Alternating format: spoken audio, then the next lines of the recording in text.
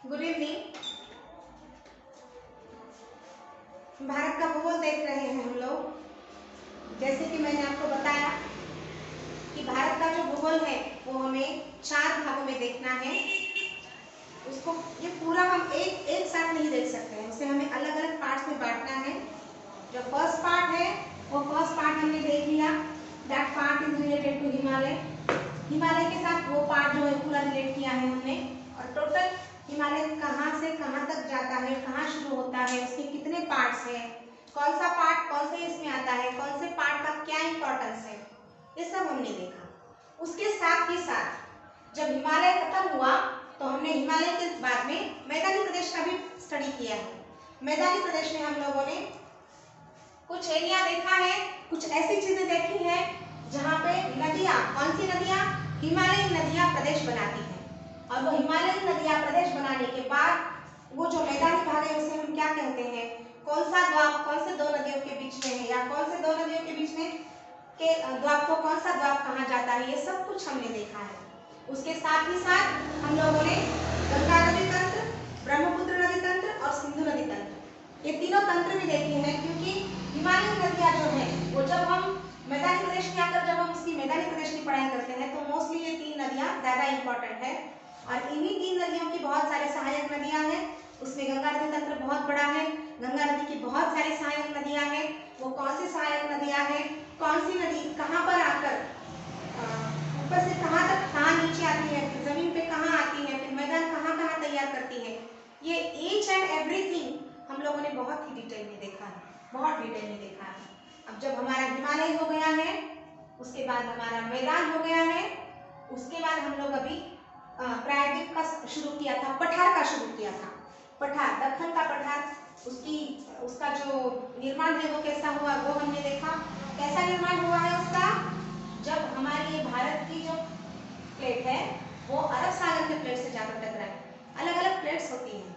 जो ये पूरी पृथ्वी है, ये जो पूरी हमारी वसुंधरा है, ये पूरी एक प्लेट से यहाँ से वहाँ तक पूरी नहीं बनी है, उसकी अलग अलग प्लेट्स है जो एक दूसरे से जुड़ी हुई है। इसीलिए हमको लगता है कि ये टोटल यहाँ से वहाँ तक अखंड है, लेकिन ये अखंड नहीं है।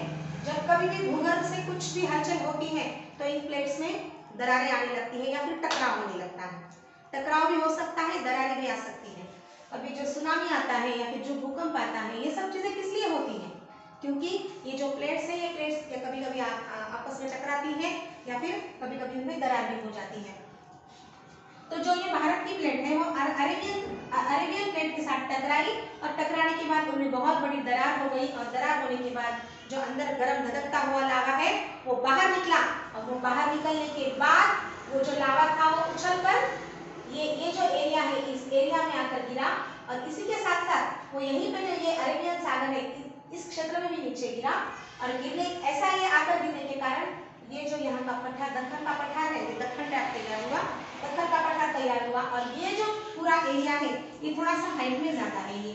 और रिलेट अगर हम पूरा भारत का हमारा मैप देखेंगे तो उसमें ये पूरा जो पठारी प्रदेश है ये थोड़ा सा ऊपर उठा हुआ है, क्योंकि ये पूरा जो एरिया है वो जाकर हमारे हिमालय से टकराया था, और हिमालय से टकराने के कारण इधर का हिस्सा थोड़ा सा उठ गया था। और ये सब ये इतना अगर टोटल एरिया की हम बात करेंगे तो उसमें ये भाग जो है ये उठा हुआ है। क्यों उठा हुआ है, क्योंकि ये जो मैग्मा है ये मैग्मा ऊपर पूरा इस क्षेत्र में, क्योंकि इतना दूर तो जाएगा नहीं, ऑलरेडी ये एरिया भी बहुत दूर है, मैंने इतना सा निकाला है बोर्ड पे, लेकिन कितना बड़ा है ये हम सबको पता है। तो ये जो एरिया है मेनली महाराष्ट्र वगैरह वहाँ पर ये ज्यादा फैला हुआ है, और उस वजह से वहाँ पे काली मिट्टी बहुत ज्यादा है, कपास की वगैरह खेती वहाँ पे बहुत होती है। यहाँ तक हमने देखा। अब जब भी हमने हिमालयी नदियाँ देखा है तो हमको प्रायद्वीप की नदियाँ भी देखना है। प्रायद्वीप की नदियाँ देखने के लिए पहले हमें कुछ कंसेप्ट्स क्लियर करने पड़ेंगे। वो कौन से कंसेप्ट्स हैं, प्रायद्वीप का क्या मतलब है, क्योंकि हमें ऐसा कोई कंसेप्ट नहीं छोड़ना है, ऐसी कोई चीज हमें छोड़नी नहीं है, ऐसी कोई डेफिनेशन हमें छोड़नी नहीं है जिस वजह से आगे चल के किसी भी स्टूडेंट में ये मन में विचार आए कि इसका मतलब क्या है, इसका मतलब तो हमारे ध्यान में नहीं आ रहा है, या फिर जो भी है। तो प्रायद्वीप का मतलब क्या है, प्रायद्वीप को पेनिनसुला बोलते हैं। प्रायद्वीप का क्या मतलब है, ऐसी जमीन या जमीन का ऐसा टुकड़ा या ऐसी जमीन जो तीनों ओर से ये एक, ये दो और ये तीन, तीनों ओर से पाई पानी से घिरी हुई होती है। ऐसी जमीन जो तीनों ओर से पानी से घिरी हुई होती है और जमीन का टुकड़ा पानी के अंदर होता है। जब देखिए जमीन का टुकड़ा पानी के अंदर होता है और तीनों ओर से वो पानी से घिरा होता है।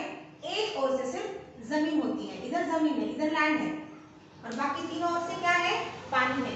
तो इसे हम लोगों को प्रायद्वीप बोलना है।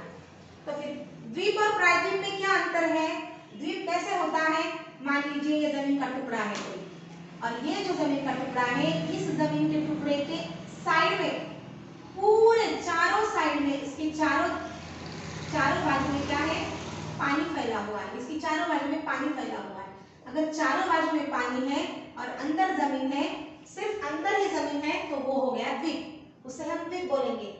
एक भी साइड में उसकी जमीन नहीं है, चारों ओर पानी है, अंदर ही सिर्फ वो उतना जमीन का टुकड़ा है, तो वो हो गया द्वीप। जैसे हमारा लक्षद्वीप है या अंडमान निकोबार है, वो द्वीप हो गए। लेकिन हमारा ये जो एरिया है, ये एरिया प्रायद्वीप क्यों कहलाता है? क्योंकि ये तीनों ओर से, 1 2 3 तीनों ओर से पानी से घिरा हुआ है, इसलिए इसे प्रायद्वीप कहा जाता है। यहाँ की जमीन भी बहुत कठोर है। फिर नदियाँ क्या क्या असर करेंगी ये भी हम लोग देखेंगे कि यहाँ पे जमीन कठोर होने की वजह से उस कठोर जमीन का नदियों पे क्या असर होता है, या ये वो नदियाँ इस जमीन पे क्या असर करती हैं, वो भी हम लोग देखेंगे। इसके बाद हमें और एक डेफिनेशन देखना है, और एक देखना है चीज की जिसका मीनिंग क्या है। देखिए बहुत बार हम खाड़ी का भी उल्लेख करते हैं भूगोल में, बहुत बार मतलब करते ही है, करना ही पड़ता है। तो खाड़ी क्या होता है? जैसे हम कभी कभी बोलते हैं खंबात की खाड़ी है, या फिर बंगाल की खाड़ी है, या फिर मन्नार की खाड़ी है। तो ये खाड़ी क्या होता है? टोटल इसके विपरीत, ये जो कंसेप्ट है इसके अपोजिट कंसेप्ट है, वो खाड़ी है। तो फिर क्या अपोजिट कंसेप्ट है? ये क्या कंसेप्ट है?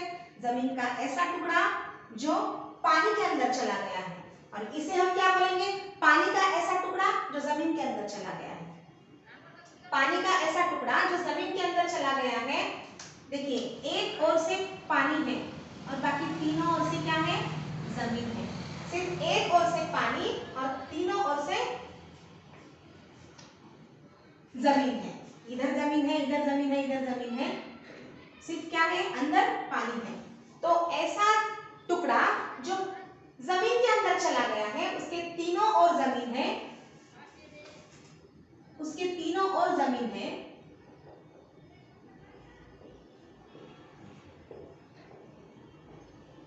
तीनों ओर जमीन है, और सिर्फ वो अंदर चला गया है, सिर्फ एक और पानी है, उसे बोलना है हमें खाड़ी। और ये क्या है? जिसके तीनों ओर पानी है, सिर्फ एक और जमीन है, इसे बोलना है हमें प्रायद्वीप। प्रायद्वीप और खाड़ी में टोटल अपोजिट कंसेप्ट है। टोटल सेम, जैसे इधर बोलना है इसके टोटल अपोजिट इधर बोलना है। तीनों ओर पानी, तीनों ओर जमीन। एक तरफ जमीन, एक तरफ पानी। अगर तीनों ओर पानी है तो प्रायद्वीप, अगर तीनों ओर जमीन है तो वो हो गई खाड़ी। ठीक। देखिए मैंने आपको इसके पहले भी समझाया था, जो हमारा भारत देश है उसके दो साइड में, जैसे हमारा भारत देश यहाँ से शुरू, ये यहाँ से ऐसे हो गया है, तो भारत देश हमारा जो ये प्रायद्वीप है, प्रायद्वीप के इस साइड में और इस साइड में ऐसी दो जगह है जहाँ पे नदियाँ आकर समुद्र को मिलती है। नदियाँ आकर समुद्र को मिलती है, वो कैसे ध्यान में रखना है उसका ट्रिक भी मैंने आपको बताया था। और एक बात मैंने क्लियर की थी कि हर एक चीज हम लोगों को ट्रिक से ध्यान नहीं रखना है। अगर चलते चलते कुछ सूझ जाता है तो ठीक है, लेकिन कोई ट्रिक हमें तैयार करना है, फिर उस ट्रिक को ध्यान में रखने के लिए आगे की ट्रिक लेनी है, फिर उस ट्रिक को ध्यान में रखने के लिए आगे की ट्रिक लेनी है। उससे अच्छा इससे 2 मिनट वर्क करो, खत्म। और कोई भी चीज अगर हम मन लगाकर पढ़ेंगे, कोई भी चीज अगर हम 100% लेके करेंगे, तो उस चीज के लिए हमें मोस्टली ट्रिक की जरूरत नहीं लगेगी।